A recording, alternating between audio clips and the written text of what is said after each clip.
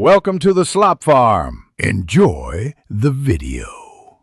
In this video, I will show you how to make caramel milk tea using an easy method. First, let's gather our simple ingredients. You'll need some black tea bags, your preferred milk, delicious caramel sauce, and any sweetener you like.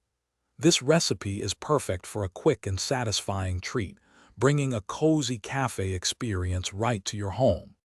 Now, let's get that tea brewing. Take 2 black tea bags and steep them in about 1 cup of hot water. Let them sit for 3 to 5 minutes to ensure a strong, robust flavor.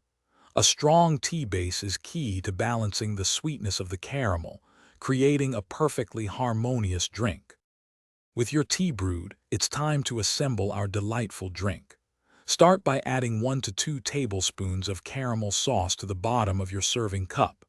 Then, carefully pour the hot, strong black tea over the caramel.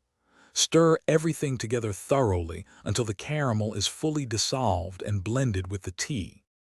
Finally, let's add the milk. Pour in about 1/2 cup of your favorite milk, whether it's dairy or a plant-based alternative. Give it another good stir.